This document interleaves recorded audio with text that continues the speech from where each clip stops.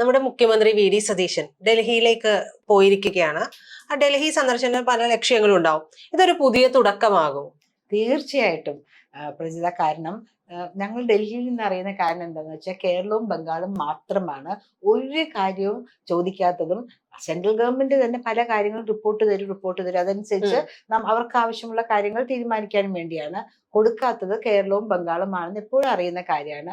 വളരെ നിർബന്ധം പറഞ്ഞ് ചീഫ് സെക്രട്ടറി തലത്തിൽ ഇടപെടുകയാണെങ്കിൽ ബംഗാളിന് എന്തെങ്കിലും ഒരു കടലാസിൽ കുത്തി വരച്ചു കൊടുക്കും.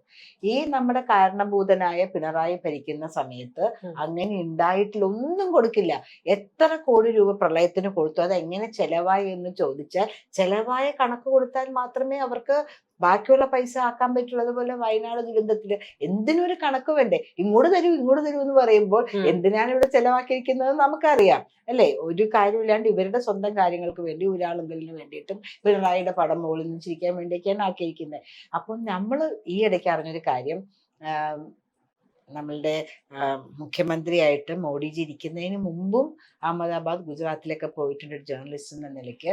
പ്ലേഗ് വന്നിട്ട് നാമാവശേഷമായി പോയ സ്ഥലമാണ് സൂററ്റ് എന്നൊക്കെ പറഞ്ഞ ഒരു ഭൂമി ഉലുക്കം വന്നത്. അത് പിന്നെ നമുക്കൊന്നും ചെയ്യാൻ പറ്റില്ല. കെട്ടിടങ്ങൾ അങ്ങനെ തന്നെ താഴേക്ക് ഇടിഞ്ഞു പോയി. വളരെ മോശം അവസ്ഥയിലായിരുന്നു. നമ്മളുടെ മുഖ്യമന്ത്രിയായിട്ട് മോഡിജി വരുന്നതിന് മുമ്പ് ഗുജറാത്തിലെ അവസ്ഥ നേരിട്ട് കണ്ട വ്യക്തിയാണ്.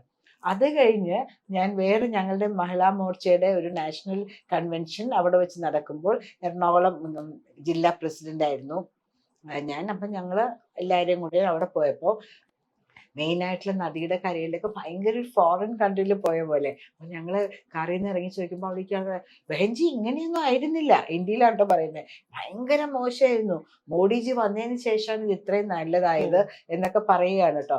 അപ്പൊ ഞങ്ങൾ ആദ്യം കണ്ടിട്ടില്ലാത്ത, അതായത് ആദ്യമായിട്ട് കാണുന്ന പോലെ തന്നെ ആണ് ഞാൻ ചോദ്യങ്ങൾ ചോദിച്ചത്, ഇവരുടെ മനസ്സറിയാൻ വേണ്ടിയിട്ട്.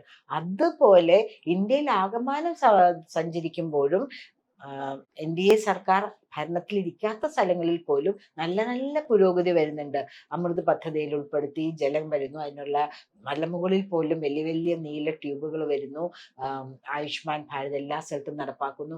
പ്രസിദ്ധയ്ക്ക് അറിയാമോ, ആയുഷ്മാൻ ഭാരതം നടപ്പാക്കാത്ത ഒരേ ഒരു സംസ്ഥാനം കേരള, തൊട്ടപ്പുറത്തുള്ള കർണാടകയിലുണ്ട്, തൊട്ടപ്പുറത്തുള്ള തമിഴ്നാട്ടിലുണ്ട്. അവിടെ ഇന്ത്യയല്ല ഭരിക്കുന്നത് എങ്കിൽ പോലും. അപ്പൊ ഞങ്ങൾ പറയും ഇത് ഇന്ത്യയിൽ മുഴുവനുണ്ട്. നിങ്ങൾക്ക് ജസ്റ്റ് 3 മണിക്കൂർ യാത്ര ചെയ്താല് കേരളത്തിൽ നിന്ന് എവിടെ നിന്നും നമുക്ക് തമിഴ്നാട്ടിലേക്കോ കർണാടകയിലേക്കോ എത്താം. അവിടേക്കും ഉണ്ട്.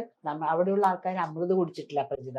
ഇവിടെയുള്ള ആൾക്കാർ അമൃത് കുടിച്ചു എന്നാണ് പിണറായി സഖാവ് പറയുന്നത്. എന്റെ നാട്ടിലെ പിണറായിക്ക് ആൾക്കാര്, ദേഷ്യമുള്ള ആൾക്കാർ പറഞ്ഞൊരു വാക്കാണല്ലോ, അതാണ് നാട്ടിൽ വന്നുകൊണ്ടേയിരിക്കുന്നത്. അത് ഞാൻ പറയില്ല കേട്ടോ.